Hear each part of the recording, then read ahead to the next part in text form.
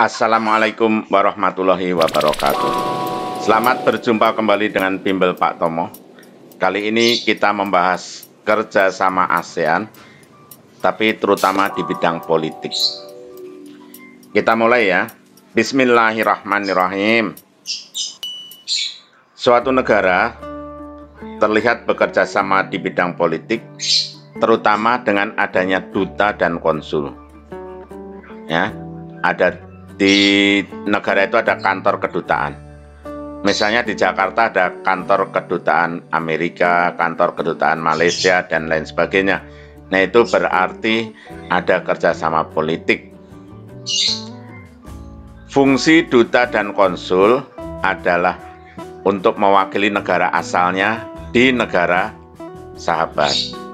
Misalnya ada kedutaan Malaysia, berarti di situ ada wakil Malaysia di Indonesia. Nah, demikian juga di Kuala Lumpur ada kedutaan Indonesia, ada kantor kedutaan Indonesia, berarti di Malaysia itu ada perwakilan negara Indonesia. Banyak ya, duta besar Indonesia itu kantor kedutaan Indonesia banyak sekali di negara-negara lain. Kecuali di Israel, Indonesia tidak mempunyai kerjasama politik dengan Israel, jadi tidak ada kantor kedutaan Indonesia di Israel. Demikian juga tidak ada kantor kedutaan Israel di Indonesia. Nah, dengan adanya kantor kedutaan itu mempermudah komunikasi antar pemerintah negara-negara ASEAN.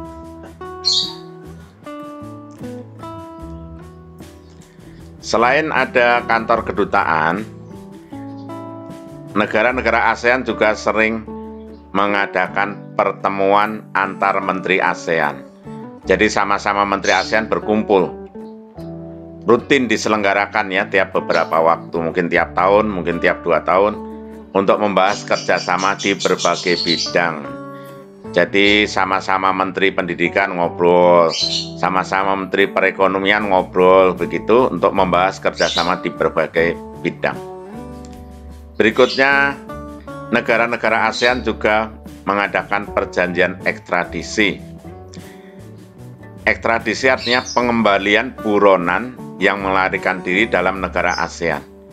Misalnya ada koruptor dari Indonesia melarikan diri ke Malaysia, nanti Malaysia akan membantu menangkap, lalu dikembalikan ke Indonesia. Jadi, kalau ada buron melarikan diri ke negara-negara ASEAN, nanti ditangkap oleh negara ASEAN itu, dikembalikan ke negara ASEAN, dikembalikan ke negara asalnya, supaya nanti bisa dihukum. Nah, kalau buronnya lari ke Israel, nggak bisa ditangkap karena di sana tidak ada kerjasama ekstradisi. ASEAN juga mengadakan perjanjian kawasan bebas nuklir. Artinya seluruh negara ASEAN tidak boleh memproduksi atau menempatkan senjata nuklir di negaranya. Nah, karena senjata nuklir itu sangat membahayakan. Lalu ada perjanjian kawasan damai, bebas, dan netral. Sering disebut JOBFAN, ini singkatannya nih. Ya. Kawasan damai, bebas, dan netral. Damai, bebas, netral. Kemudian membentuk ini SEATO, Organisasi Pertahanan Kolektif. Jadi kalau Indonesia, negara ASEAN ada yang menyerang, kita mungkin saling membantu. Berikutnya ASEAN juga membentuk AFTA. AFTA ini singkatannya, artinya Kawasan Perdagangan Bebas ASEAN. Jadi ada suatu kawasan yang negara-negara ASEAN bebas berdagang di situ tanpa dikenai bea masuk, sehingga barang-barangnya jadi murah. Ya. Misalnya kalau Indonesia ada tempatnya mungkin di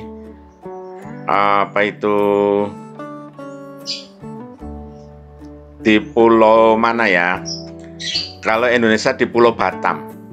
Di sana banyak barang-barang murah karena kawasan perdagangan bebas untuk ASEAN ya.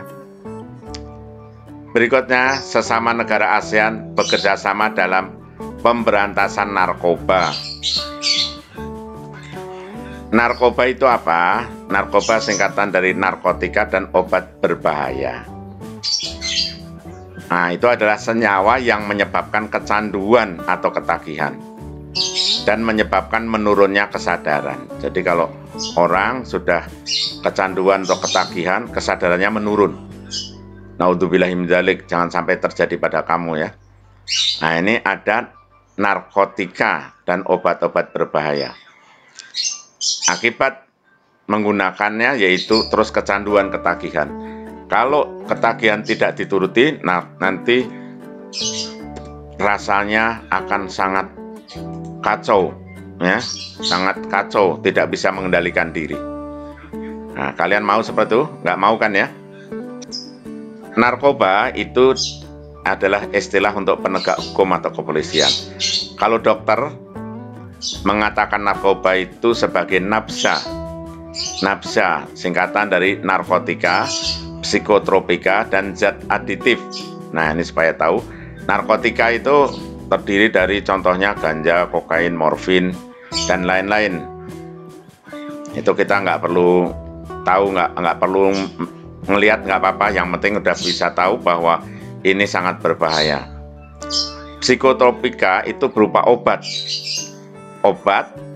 tapi berbahaya. Disebut psikotropika karena mempengaruhi kejiwaan. Psiko mempengaruhi kejiwaan. Nah, ini menyebabkan kesadarannya sangat turun, bisa tidur terus ya. Valium obat untuk menidurkan. Orang yang tidak bisa tidur gara-gara stres, mikirin sesuatu, tegang terus, oleh dokter bisa jadi dikasih Valium biar bisa tidur. Tapi dengan dosis tertentu. Kalau terus ada orang yang pengen sering tidur, beli kayak gini, ya nanti bahaya. Bisa ketergantungan dan bisa berbahaya. Ini juga obat penghilang, ada obat penghilang sakit, penghilang stres. Nah, bahkan di antara psikotropika itu ada obat untuk menenangkan anjing gila. Anjing gila itu kan ngamuk-ngamuk, kasih obat itu jadi tenang. Nah, orang ada yang pengen tenang, beli obat anjing gila. Nanti terus dia bisa tenang gitu, nggak pusing. Nah, tapi sarafnya rusak, ya, sarafnya rusak. Ini kalau kamu misalnya dengar kayak gini, jangan sekali-sekali mencoba. Ini hanya boleh dilakukan oleh dokter ya. Ini ada obat, ini obat tidur yang sangat berbahaya bagi orang normal ya. Zat aditif, nah ini beredar di sekitar kita. Alkohol, nah alkohol kan ada itu beredar di sekitar kita. Buat itu apa? Obat ini apa? Pembersih kulit kalau ada apa itu luka, ya kasih alkohol. Etanol ini sejenis alkohol juga. Ini bisa terbakar ya, kalau dibakar bisa terbakar.